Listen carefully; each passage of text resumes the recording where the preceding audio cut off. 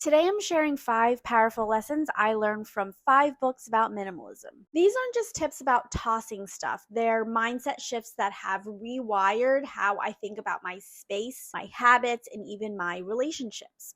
Let's dive in. Book number 1, The Life-Changing Magic of Tidying Up by Marie Kondo. It says your things should spark joy, or they shouldn't be in your life. A lot of us often keep things out of guilt, obligation, or are too lazy to get rid of them.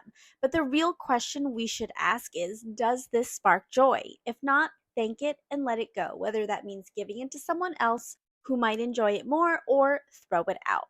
This is a great way to get rid of things without the guilt, especially if you haven't used it in years.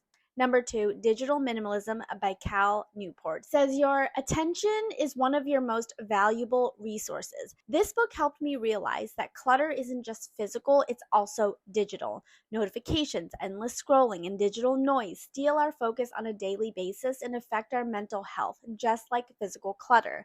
To counteract that, I started scheduling screen-free time every day for at least 1 hour and curating my online life like I do my physical space. Decluttering at the Speed of Light by Dana K. White. Treat your space like a container, your closet, your kitchen, your bookshelf. Everything has a limit and we should respect that. Yes, technically you can cram 30 pairs of socks into a drawer, maybe even have an overflow bin, but what if you honored your space instead?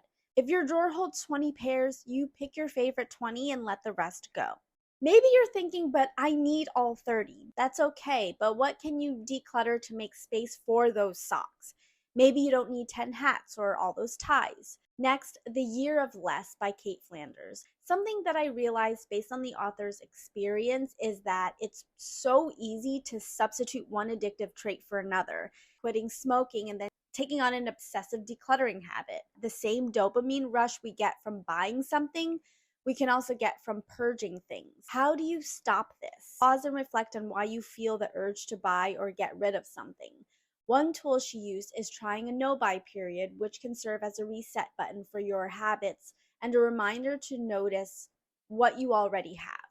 And lastly, Swedish Death Cleaning by Margareta Magnusson. She taught me to declutter with others in mind. It's about making life easier for the future you or for the other people you love, so they're not left overwhelmed while sorting through scary piles of papers or mystery junk drawers one day. And when you're ready to part with something, think about who might actually enjoy it. It's about passing things along responsibly and starting mutual aid practices around you. And those are 5 lessons I've learned from 5 books on minimalism. A lot of them really stress on understanding your habits and thinking beyond yourself. If you've read any of these or have had your own decluttering epiphanies from other books, I'd love to hear them in the comments. And don't forget to like and subscribe for more tips on how to live more intentionally.